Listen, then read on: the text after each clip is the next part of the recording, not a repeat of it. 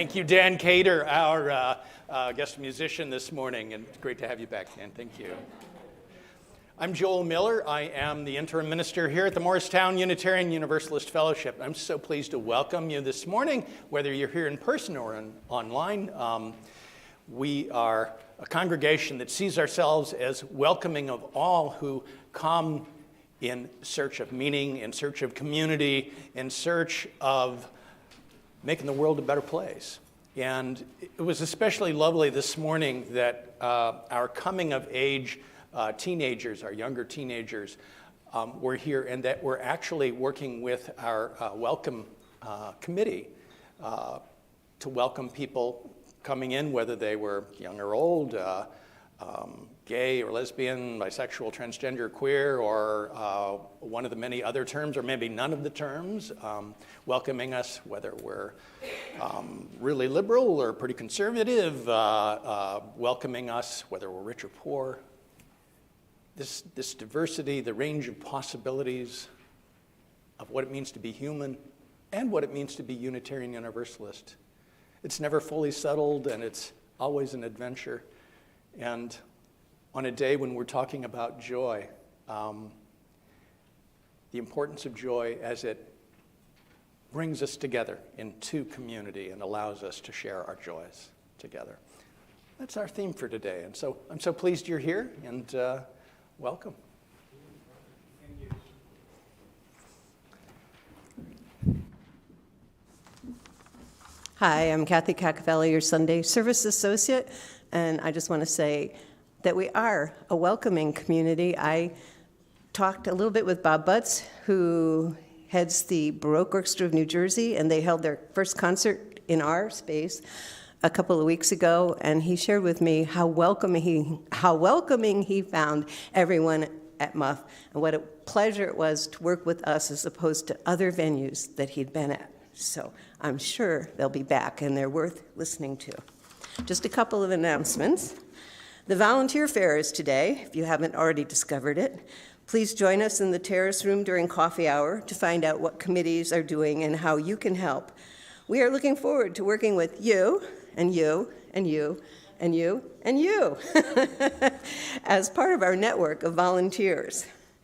Next Sunday, February 19th, the Gateways Committee will hold a Building Addition Design info session at 12:30 in the meeting room and on Zoom.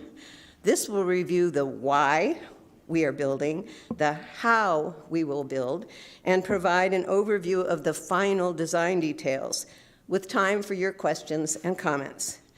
If you missed that session, there will also be a Zoom-only session on Thursday, February 23rd at 7 p.m. Thank you.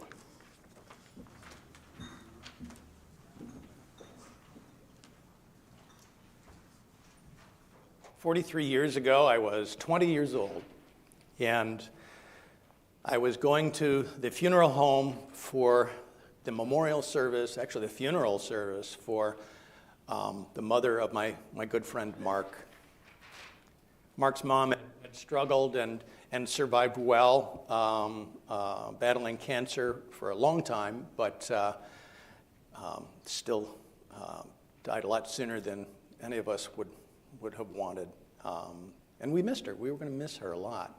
You know, a joyful family, a family that loved to laugh, and families had spent so much time close together in holidays and summer barbecues. So I walked into the funeral home for this funeral, and it was so quiet. And I was wandering around like, where's Mark? Where's his sister? Where is everybody? And I think I wandered around for 5 minutes. I couldn't find anybody. It was so quiet, and finally I found that everybody had kind of gone around the corner in this hard to see area in the funeral home, and there was Mark standing there, and Mark was this person who always had a smile and was open and free, and here he was standing kind of like a tin man that got all rusted, or like somebody wrapped him in tape or something. And it was the strangest sight. You know, I knew that I was 20, so I wasn't that aware of all the different cultural expectations there are around Memorials or funerals. I didn't even know the difference between a memorial and a funeral. Funeral has the casket, a memorial doesn't. But I'm looking at my friend Mark, and I'm thinking, that's not sad, that's just weird. What is going on with that? So I went up to Mark and hugged him, and he was clearly glad to see me, but he was still standing this. I can't do it. I can't even mimic it. You know, just kind of frozen. And so in my 20-year-old guy way, I said, Mark, do you remember the time that your mom got us all bundled up on our jackets and stuff, and we got in a car, and it was snowing really hard, and we went to the big mall parking lot. It wasn't plowed yet, and she did donuts and swerved around the parking lot, and we were all laughing and cursing at the same time. And we just laughed out loud at the memory of that. And when we started laughing loud, I could see in the background that the minister and the funeral director were really alarmed, like, why is there somebody laughing? They were like coming up to try to quiet us down. But what I noticed was it was too late, because just after maybe just seconds of laughing and loudly at a really joyful memory, that's when Mark finally cried. And he cried hard and for a while, which was a really good thing. And I remembered that moment for a long time, that there was some sort of way that in my friend Mark that there was an interplay between the joy and the sorrow of the moment. And it was necessary somehow for him to be able to experience both in order to truly celebrate his mom's life.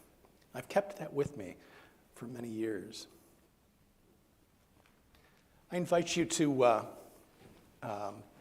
say with me the words of our affirmation this morning as we light our chalice and our service begins.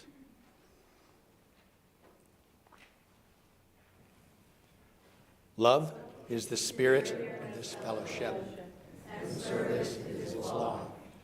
This is our great covenant, to seek together in peace, to seek the truth in love, and to help one another.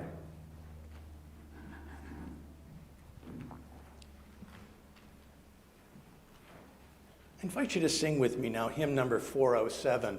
It's in the gray hymnal. If you'd like to use the hymnal, the words are here on the screen. Our tech crew, Alex and Gabor, they do great. They and other volunteers, Alex is on staff. They do a great job with our screen. I'm grateful for them. You know, I was thinking about this song. There are a couple of verses that we're not going to sing them, but I want you to be aware of them. The joy that is in this hymn, we're going to sit at the welcome table. It's also balanced by some of the words that also are originally with it.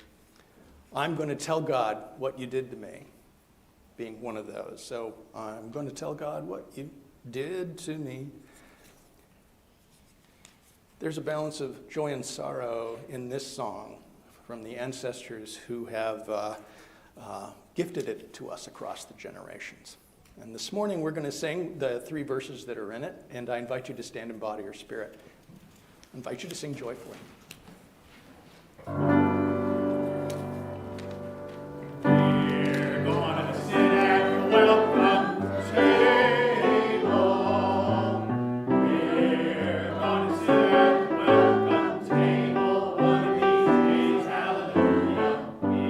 We're gonna sit at the welcome table.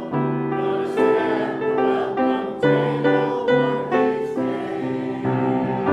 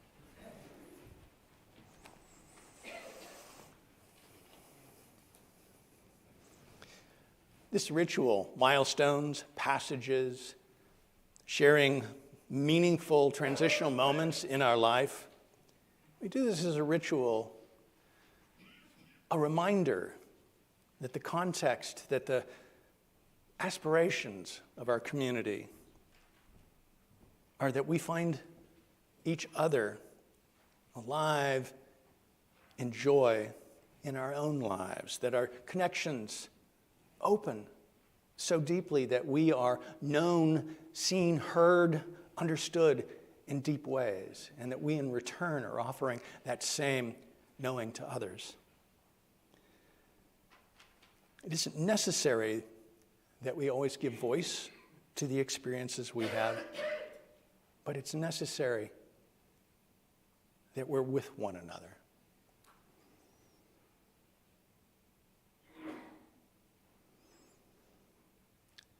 Normally, we light a candle like this on a morning after a beloved member or friend has died, and we mark that. It feels appropriate this morning to light this candle. It's for people we don't know. They're across the world in Turkey and Syria, especially this week. Many who've lost their homes and everything except the clothes on their back. They've suffered greatly. May our awareness of them and our ability to send some kind of support to them, give them hope, remind them of the beauty of their lives.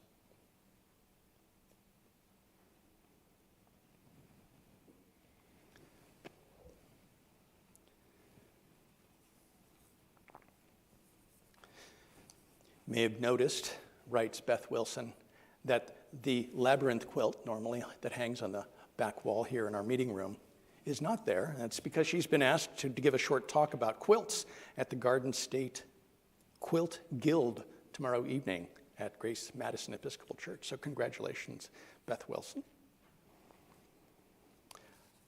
Nancy Lee had a great stay in Care 1 and is home and can't wait to resume jewelry making in her basement.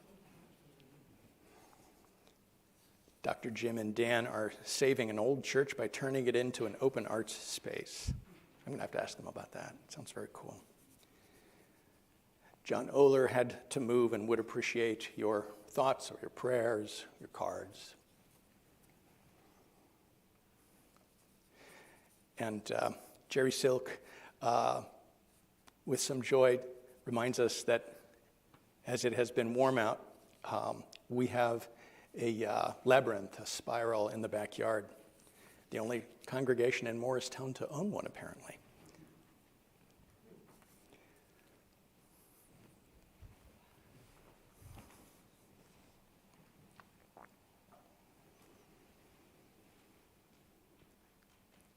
Deep calls to deep. Joy calls to joy. Light calls to light. Let us meditate or contemplate or pray or even just breathe as fits our own spirits in this moment.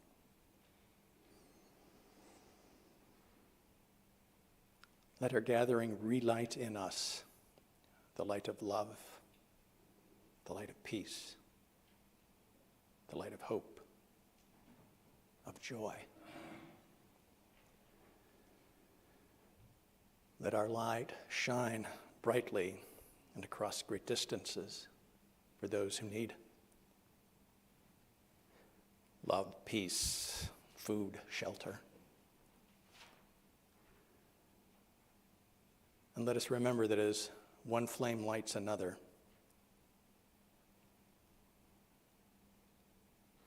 in the sharing, our own flames are never diminished, but only enhanced.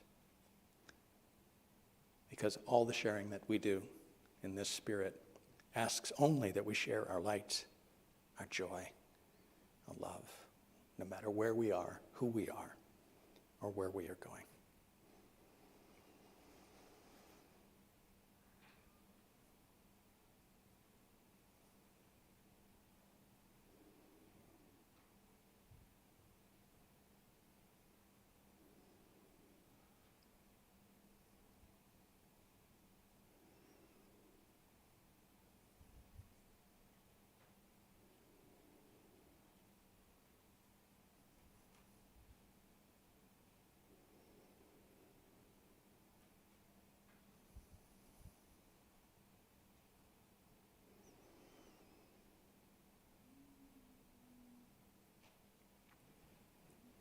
for all that we are and all we have brought.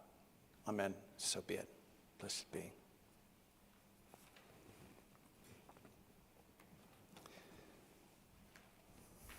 I want to invite you to sing with me. When our children were here in the first service, they came up and joined me. And when we sang them, we sang Spirit of Life as they went back to their classes.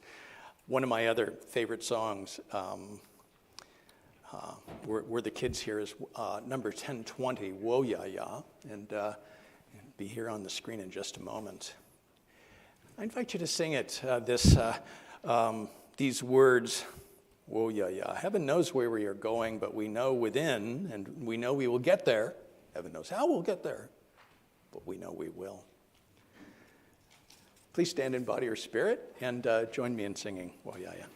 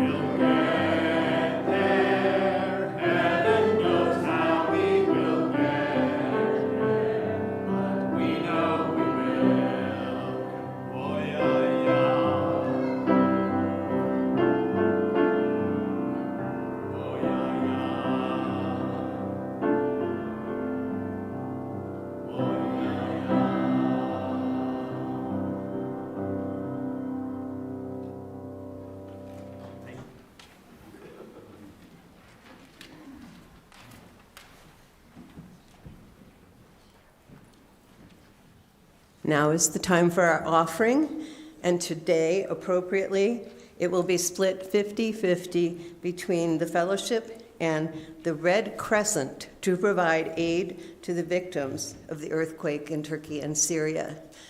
For those who want to give via text or online, the information is in your order of service, both for you in the room and you online. And please enjoy the offertory music as you give generously. There will never be another you.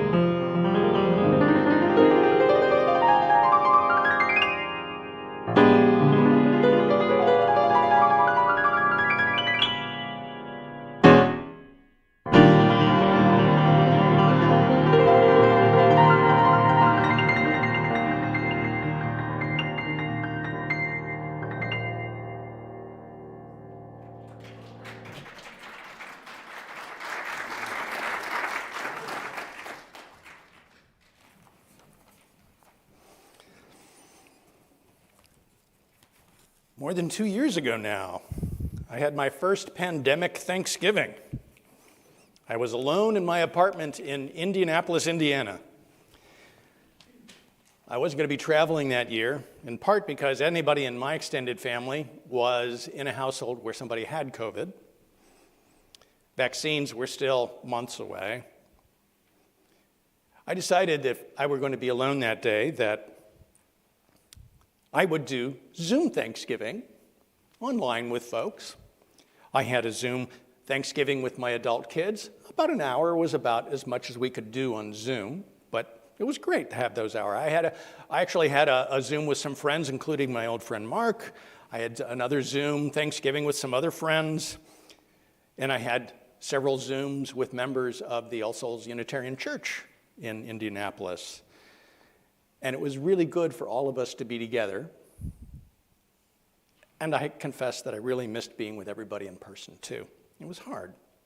It was a hard year, actually, 2020. And even when I think back on it, not even maybe so much the pandemic, but the stuff that was going on around the pandemic. I mean, that was the year that almost, not quite, but half the country voted for a president who then went and attempted to overthrow our government. And for a Unitarian Universalist, part of whose spiritual principles include democracy, the use of democracy in our congregations and the world around us, it was really traumatizing, I guess is the word. I still carry the feeling about it with me. And that same year, half the people dying of COVID didn't need to die, but died because half the country wouldn't wear a mask. Somehow they became a political statement. Political statement for people for a blowhard who had a lot of deep psychic needs and inflicting them on the rest of his country. I think the hardest part is knowing how many people died who didn't need to.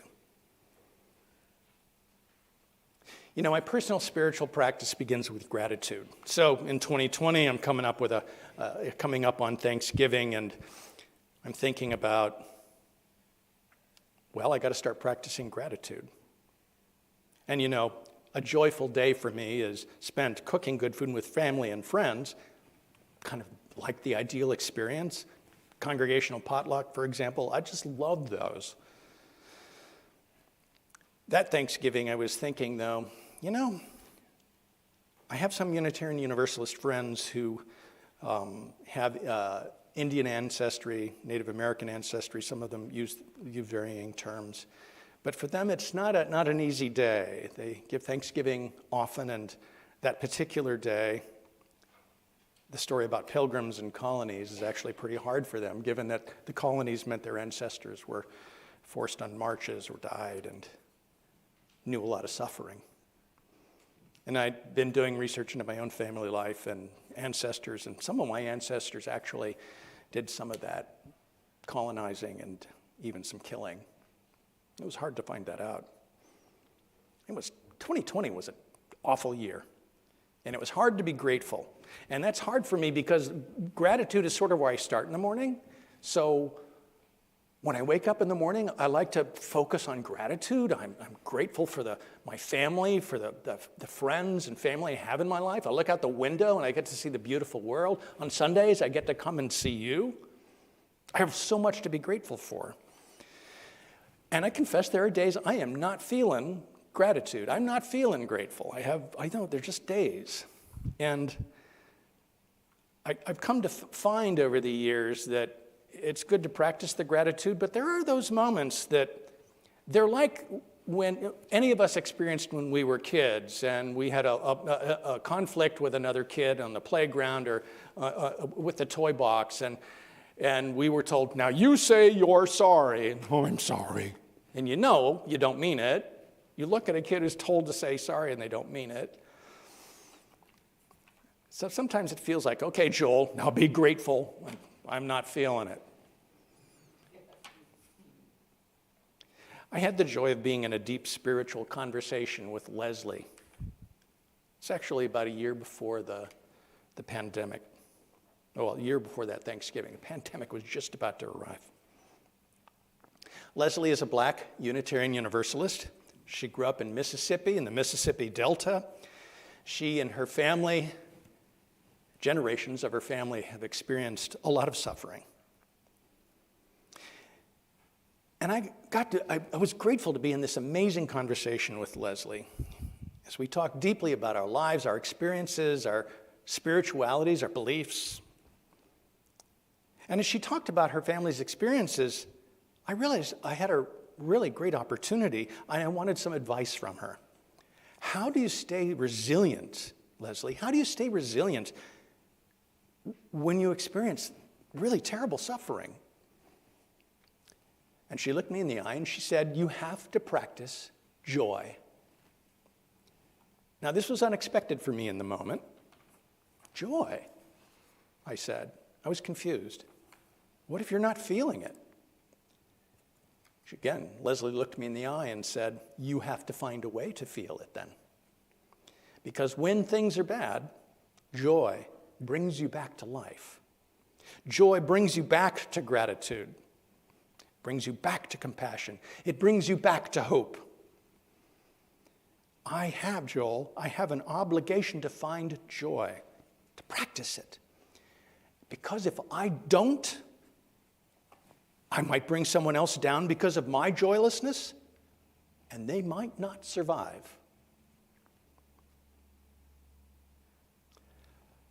That was a breathtaking moment for me. Having always kind of looked at joy as something that was optional, maybe even an indulgence or a luxury. It was the moment I finally understood this poem by Lucille Clifton, who was African-American or a black poet, actually from Buffalo, New York. She had a number of friends in the Unitarian Universalist Church in Buffalo. In this poem, she says this: won't you celebrate with me what I have shaped into a kind of life? I had no model, born in Babylon, both non-white and a woman. What did I see? Except to be myself. I made it up here on this bridge between starshine and clay. My one hand holding tight my other hand. Come celebrate with me that every day something has tried to kill me and has failed. Joy is not a luxury. It is not an indulgence. It is survival. Joy means thriving. I like it actually as somebody who grew up Unitarian Universalist. I like it that practicing joy even can be an act of defiance, a healing act of defiance. So the effects of joy, you can measure it scientifically, and I like that as somebody who grew up a humanist Unitarian Universalist. Unlike happiness, which you kind of can measure it, but nothing is distinctly measurable as joy is in terms of emotions. It's a reaction to beauty, a reaction to love, to compassion, whether we're being compassionate or experiencing compassion. And we can see the joy physically in a smile and laughter. For me, sometimes it's even a feeling of just wanting to jump up and down a little bit. And I've come to understand joy as an essential spiritual practice. It's as essential as gratitude, as important as compassion, as life-giving as love. And the thing about joy, too, is good research shows that experiencing joy improves our health. We think better when we're joyful.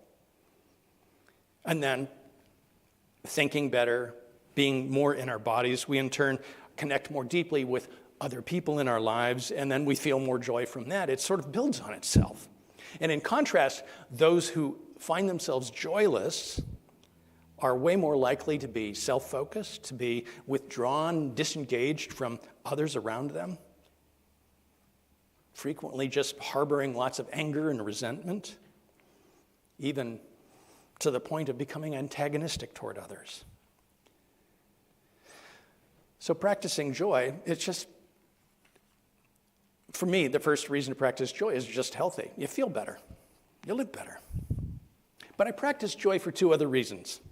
I give myself to joy because it encourages me to be compassionate toward others, to be more deeply connected with others in my life. And that gives me more joy. And that, again, that joy cycle, the more you have, the more it feeds itself, the more it grows.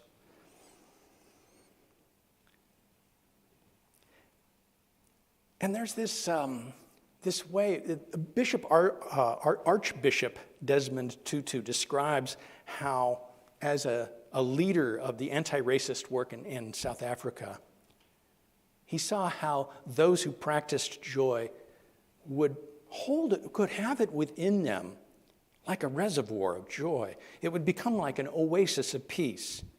This pool of serenity, he writes, that can ripple out to all the people around you. So to practice joy means it can be flowing through us and then back to others and lifting them up, encouraging them. And it can flow out not just as joy, but as love or as compassion or generosity.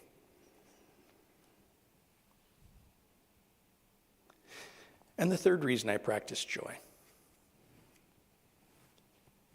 freedom. Again, one of our principles as Unitarian Universalists is a deep belief in freedom. We use democracy as a fundamental way that our congregations exist and make decisions with one another. The people make decisions with one another. Whole congregations in a democratic process make decisions with other congregations nationally.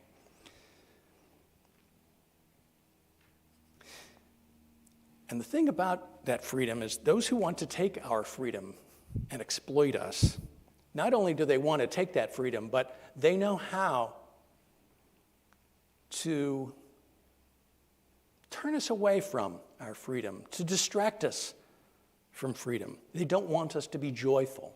Tyrants don't like it when people are practicing joy. They want us to be angry. They taunt us for being weak if we won't hold the rage they think we ought to have. They taunt us as weak, and for men especially as not masculine. And then when it suits their political needs, tyrants, these so-called great men, glorious leaders, whatever stupid thing they're calling themselves at the moment, they give the command to let the rage out. Tear it all down, they'll say. The thing about that pooled rage is not only does it just overwhelm the joy that we can have in us, it makes us stupid. Here's the problem with rage. You don't breathe when you're filled with anger or rage. You forget.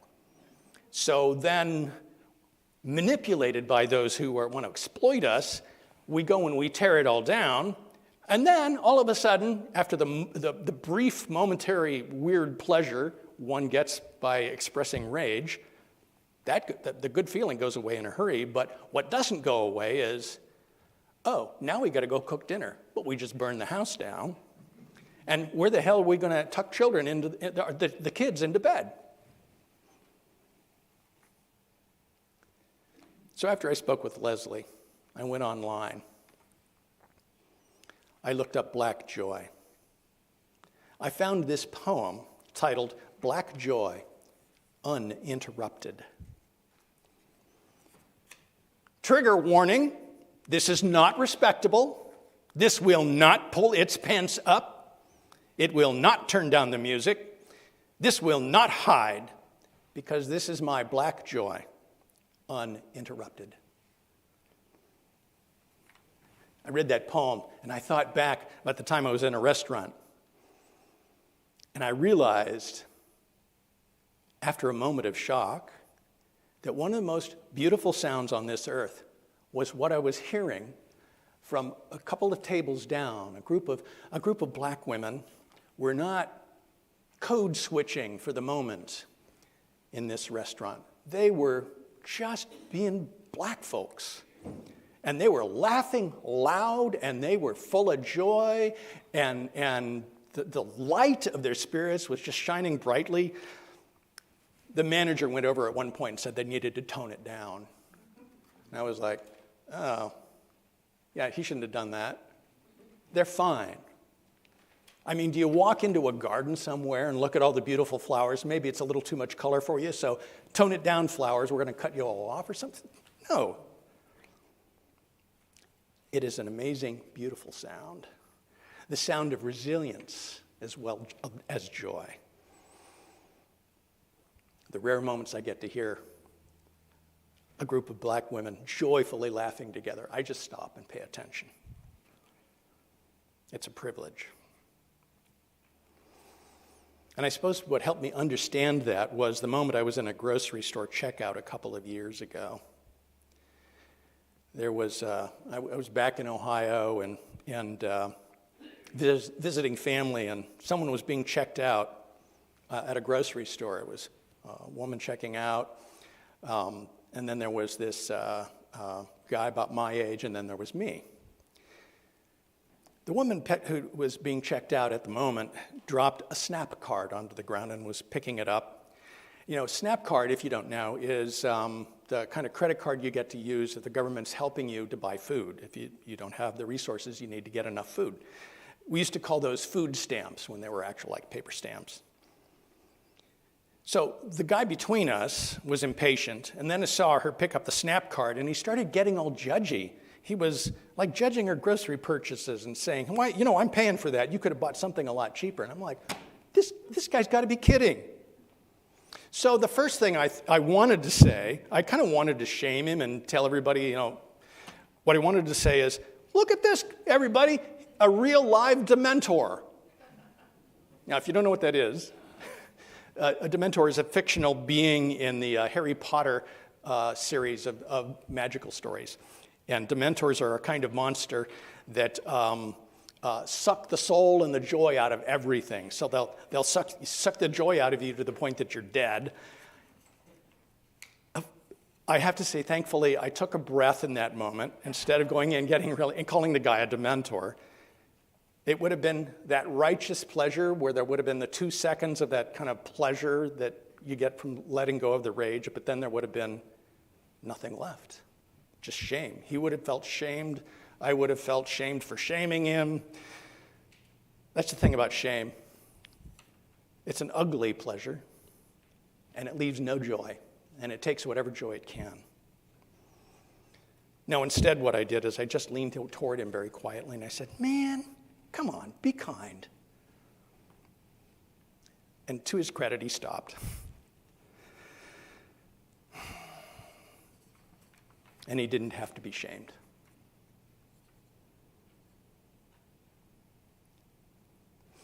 So one Thanksgiving some years ago, it was in the house that I lived in Buffalo with my kids, their mom, my ex. We'd been renovating an old house the entire time we'd lived in Buffalo.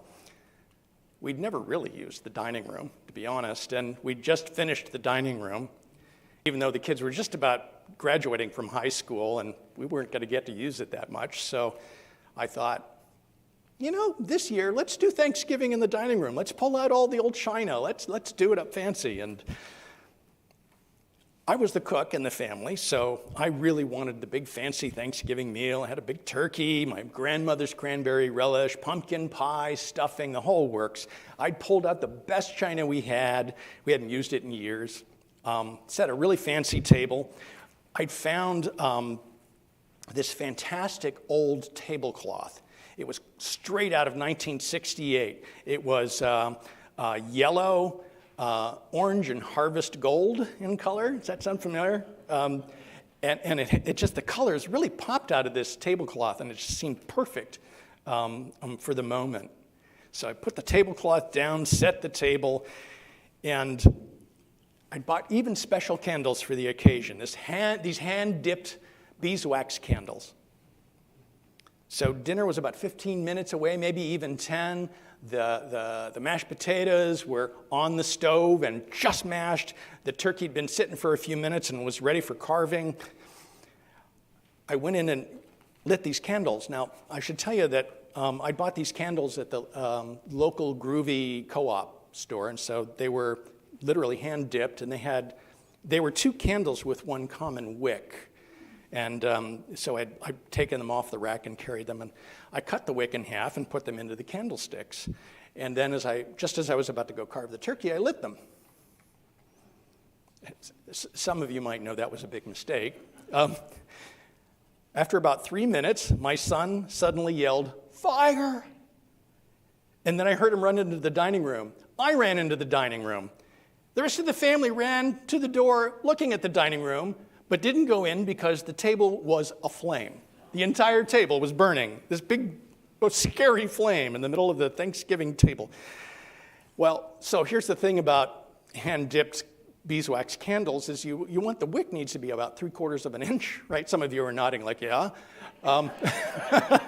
Instead of 3 inches. So what happened was that those 3-inch wicks sort of tipped over, got onto the side of the beeswax, picked up a little extra wax, then burned all the way through the wick, and the wicks fell then onto the tablecloth, which was from the 1960s and was made from a synthetic fiber that has very similar chemical composition to gunpowder. And it just went boom when the flame hit it. It was just all went aflame. And so I ran into the kitchen and got the fire extinguisher and put it out. So big confession, I once set the Thanksgiving table on fire. So we cleaned up. We aired the house out and set the kitchen table where we had eaten Thanksgiving for many years before that year. We put out the usual dishware since the other stuff was kind of covered with soot and stuff. And we sat in our usual places with our friends. And it was Thanksgiving. It was time to be grateful. And I was not feeling it. I was mostly embarrassed. I still suggested we give thanks, and my family kind of looking at me was trying to think up something that was fine but wouldn't disturb anybody too much. And I was thinking, this isn't really right. This isn't it. And everybody was quietly beginning to eat. Then I found gratitude first, actually, which was really great. I was with my family. I was with friends. I was in a home that had not, in fact, burned down. I had wonderful food. I had the privilege of the community I was in and the work I got to do.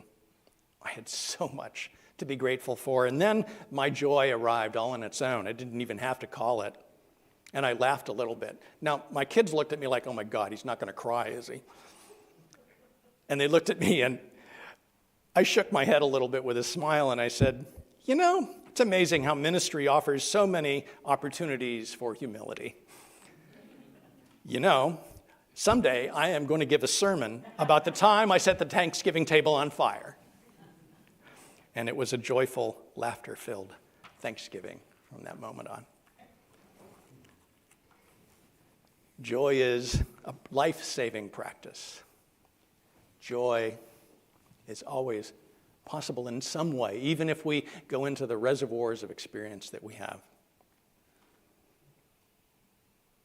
And it is a part of why we are here, to know joy, to help us understand more deeply our sorrows, and to give each other the light we need to carry on when others don't have it or can't find it, and to defiantly bring this world ultimately to the just and loving place it's meant to be.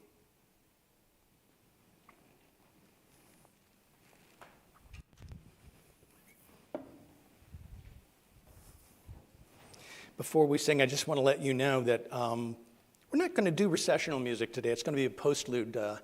Dan Cater here is going to play. How do you pronounce that, Dan? El Manicero? El Manicero, yeah. Okay. Translation is the peanut vendor. The peanut vendor. This is it's a great song. And so I'm going to invite you to sing with me. If you want to do it out of the book, it's number 1018. Come and go with me, or it's going to be here on the screen. So I invite you to stand and embody your spirit, and when we finished, please be seated. Come